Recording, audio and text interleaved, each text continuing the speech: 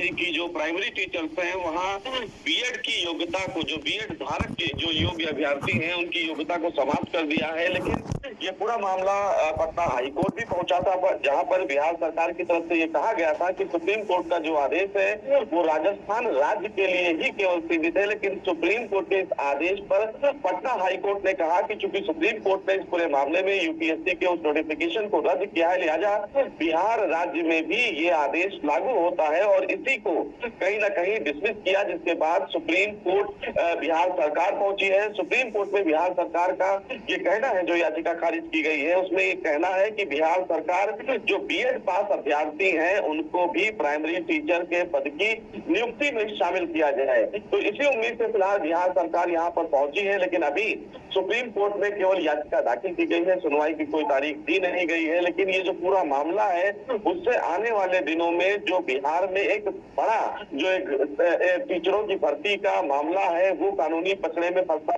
रहा है, क्योंकि इस पूरे मामले में अगर सुप्रीम कोर्ट आदेश जारी नहीं करता है तो जो नियुक्तियां होने वाली हैं प्राइमरी टीचर्स के लेवल पे वो फिलहाल राज्य सरकार के द्वारा जारी नहीं किया जाएगा।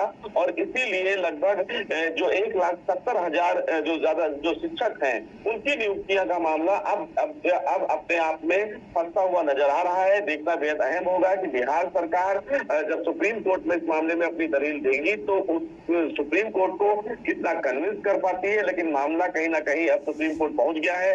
देखना भी बेहद अहम होगा कि क्या सुप्रीम कोर्ट जिस उम्मीद से बिहार सरकार पहुंची है कि जो बीएड अभ्यर्थी हैं उनको भी क्लास 1 से 5 तक यानी कि जो प्राइमरी टीचर्स हैं उनकी रेस में उनको शामिल किया जाए या फिर नहीं। जी बहुत बहुत शुक्रिया सुशील पांडे समान जानकारी के लिए। तो बिल्कुल अब तमाम जो ये अभ्यर्थी हैं चाहे वो बिहार सरकार हो वो कितने मजबूती के साथ इस दलील को रख पाते हैं, पक्ष को रख पाते हैं, वो देखना होगा सुप्रीम कोर्ट में।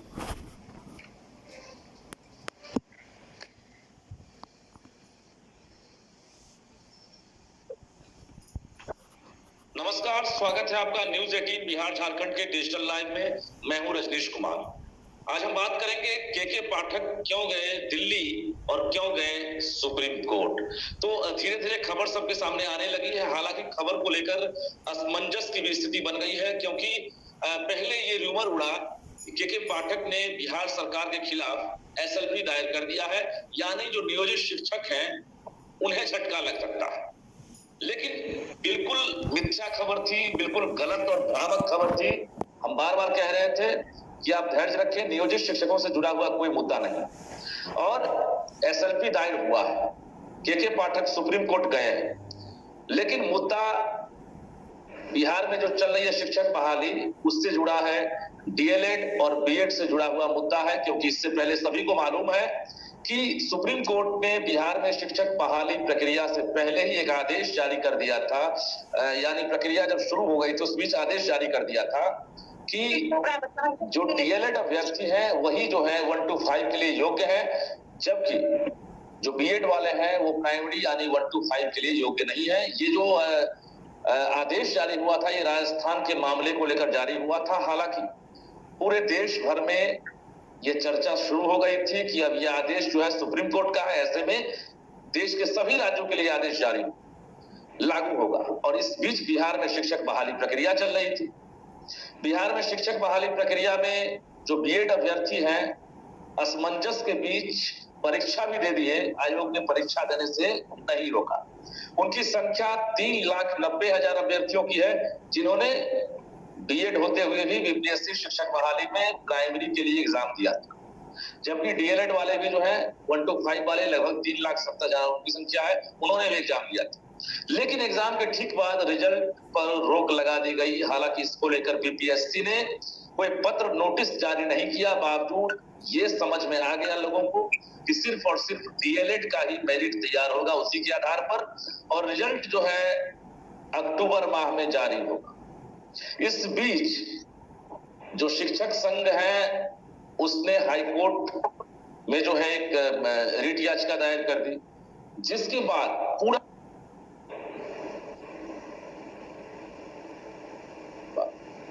हाईकोर्ट के बाद सुप्रीम कोर्ट में क्या हुआ और सुप्रीम कोर्ट के बाद जो चर्चा हुई है आखिर किस लिए, हम तमाम मुद्दों पर बातचीत करेंगे। हमारे साथ जो भी दर्शक जुड़े हुए हैं, जो राज्य भर के शिक्षक अभ्यर्थी देख रहे हैं, उन्हें आज सारा कंफ्यूजन जो है उनका दूर किया जाएगा, क्योंकि हमारे साथ पैनल में अभी पटना हाईकोर्ट के वरीय अधिवक्ता मृत्युंजय कुमार जुड़े हुए हैं।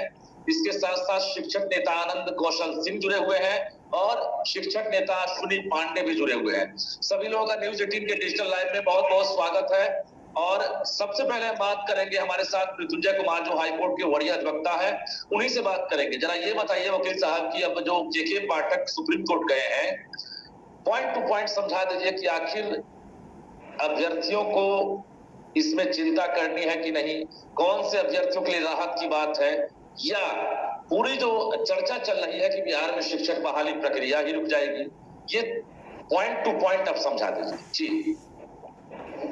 जी धन्यवाद।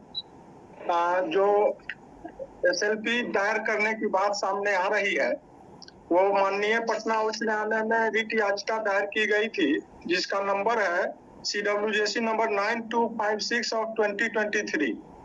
तो उस केस में स्टेट के तरफ से एक इंटरलोकेटरी एप्लीकेशन फाइल किया गया था कि जो ऑनरेबल सुप्रीम कोर्ट का ऑर्डर है उसमें क्लैरिटी करते हुए, उसको क्लियर करते हुए और एक ऑर्डर पास किया जाए। जैसा कि ऑर्डर को देखने से ही लग रहा है, आप जब इस ऑर्डर में जाएंगे तो पैराग्राफ 5 में क्लियर लिखा हुआ है, honourable division bench of Patna high court का ये ऑब्जर्वेशन है, जो लिखते हैं कि we do not think that there is any lack of clarity so far as the binding nature of the judgments of the Honorable Supreme Court produced at Annexure 1 R/1, Annexure R/2, and there is no apparent conflict in the order at Annexure R/3. We find the petition to be misconceived. इसका मतलब ये हुआ कि जो state government interlocutory application में R1, R2 annexure लगा के, जो कि ऑनरेबल सुप्रीम कोर्ट का ऑर्डर है, उसको लगा के वो चाह रहे थे कि बिहार के मामले में बीएड वाले इशू पर ऑनरेबल हाई कोर्ट से कोई क्लैरिटी, क्लियर ऑर्डर या ऑब्जर्वेशन हमको मिल जाए, जिसको ऑनरेबल कोर्ट ने यह कहते हुए रिजेक्ट कर दिया है कि भाई ये तो ऑनरेबल सुप्रीम कोर्ट के ऑर्डर में ही क्लियर है कि हाँ ऐसा होना है कि बीएड वाले को 1 to 5 में नहीं लेना है, तो फिर इसमें और क्या क्लियर करना है। इसलिए इस मैटर को मिसकंसीव्ड मानते हुए और उन्होंने गवर्नमेंट के इंटरलोकेटरी एप्लीकेशन को रिजेक्ट कर दिया है। उसी ऑर्डर के खिलाफ state government SLP honourable supreme court में दायर की है। जी तो बिल्कुल। वकील साहब ये मुझे बताइए कि अभी जो बिहार के तकरीबन 8 लाख अभ्यर्थी जो बीपीएससी परीक्षा के रिजल्ट का इंतजार कर रहे हैं, जिसमें हम बीएड की भी चर्चा कर रहे हैं, क्योंकि रिटर्न बीपीएससी की तरफ से ये नहीं कहा गया है, और बिहार सरकार ने जिस तरह से अभी हक की लड़ाई लड़नी शुरू कर दी है, तो क्या माना जाए जो बीएड अभ्यर्थी हैं इनकी उम्मीदें फिर से जग सकती है जो प्राइमरी के लिए एग्जाम दिए थे? नहीं, जब तक ऑनरेबल सुप्रीम कोर्ट का जो ऑर्डर है उसमें कहीं से कोई संशोधन की बात नहीं होती है, तब तक तो वो बाइंडिंग है। वो क्लियर लिखा गया है कि ये बाइंडिंग नेचर जो है, ऑनरेबल डिवीजन बेंच का जो ऑर्डर है पैराग्राफ 5 में, वो क्लियर कर रहे हैं कि ये इस ऑर्डर में ही क्लियर है कि इसका बाइंडिंग नेचर है और वो सब पर लागू होगा। चलिए एक और सवाल वकील साहब, हम पॉइंट टू पॉइंट समझना चाहते हैं। आमतौर पर ऐसा होता है क्या कि सुप्रीम कोर्ट के फैसले के खिलाफ कोई स्टेट का हाई कोर्ट जो है कोई फैसला सुनाता है, या अगर सुप्रीम कोर्ट के फैसले के एवज में ही एसएलपी दायर किया गया हो और मंतव्य मांगा गया हो, स्पष्टीकरण की चाहत रखता हो राज्य सरकार, तो उसमें उस परिस्थिति में क्या उसका रिजल्ट आता है? नहीं, जैसे यहाँ रिजेक्ट हुआ है उसी तरह से एसएलपी में बहुत कुछ वहां करने को है नहीं।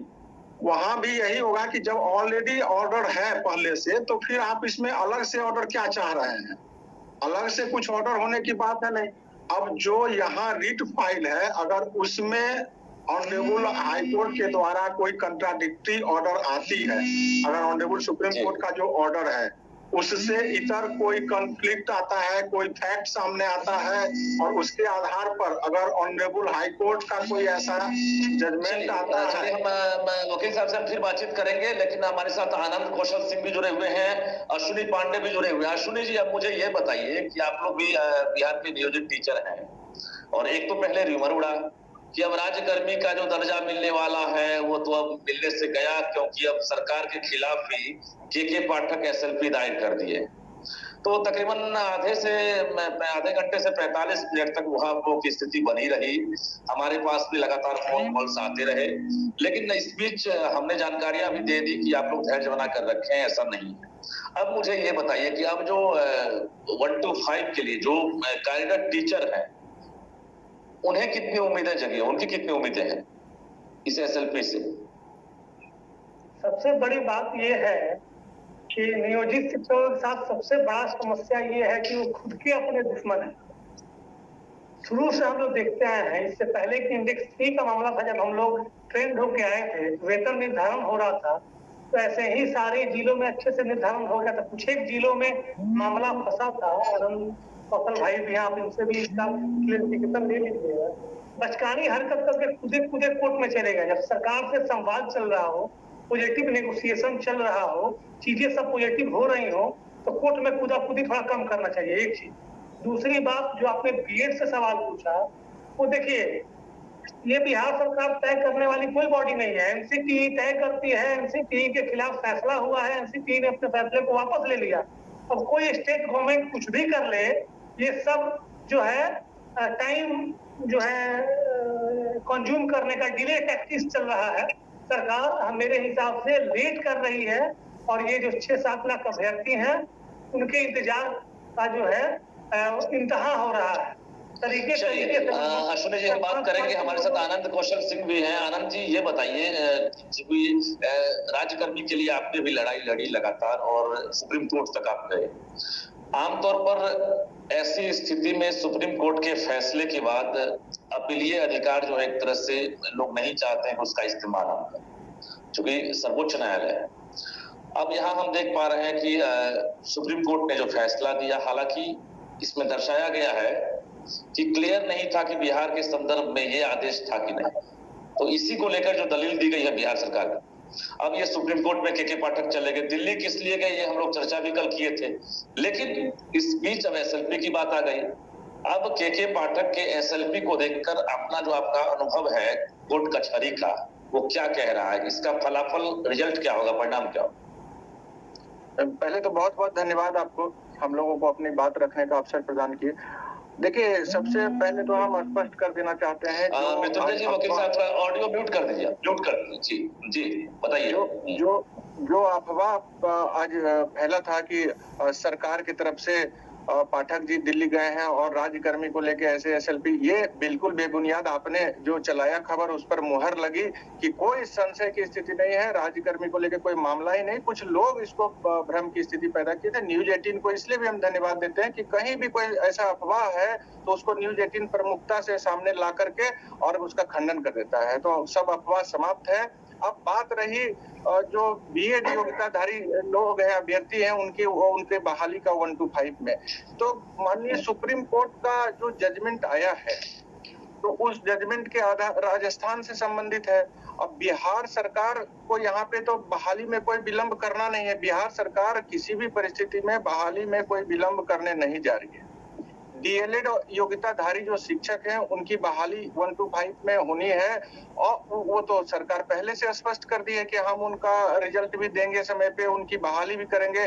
तो बहाली कहीं से प्रभावित नहीं होगी, जो हमारी समझ है। और बिहार सरकार का जो ये स्टैंड है, इसका भी कहीं बहाली की प्रक्रिया से कोई लेना देना नहीं है। यहाँ पे आनंद कौशल जी से बातचीत करेंगे फिर से। मृत्युंजय कुमार जी, एक बहुत महत्वपूर्ण सवाल है जो लगातार पूछे जा रहे हैं अभ्यर्थियों के द्वारा। इस सवाल का जवाब अभ्यर्थी चाहते हैं। के पाठक के एसएलपी राइट करने के बाद, सुप्रीम कोर्ट जाने के बाद, क्या बिहार में जो प्रक्रियाधीन है रिजल्ट शिक्षक बहाली में, क्या उस पर भी कोई आंच आने वाला है? क्या बहाली पर भी असर पड़ सकता है, ये बताइए।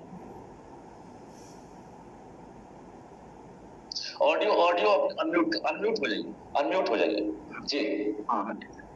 हाँ, बीएड से रिलेटेड जो मैटर है उस पर तो पहले ही सरकार निर्णय ले ली है कि हम इसकी बहाली अभी नहीं करेंगे, बीएड अभ्यर्थी का रिजल्ट अभी नहीं देंगे।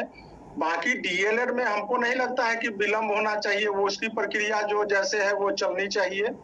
और इसमें बीएड के मामले में कहीं कोई कंट्राडिक्टरी ऑर्डर भी नहीं आया है। ऐसा नहीं है कि ऑनरेबल हाई कोर्ट ने बीएड योग्यताधारी वालों के लिए पॉजिटिव ऑर्डर किया हो और उसके खिलाफ सरकार गई हो, ऐसा भी कुछ नहीं है। तो ऑर्डर जो पहले से ऑनरेबल सुप्रीम कोर्ट का है वो लागू है सब पर। और उसमें अब बिहार सरकार चाह रही है कि हमको क्लियर ऑर्डर हो जाए ताकि अभ्यर्थी हम पर ज्यादा प्रेशर नहीं बना पाए।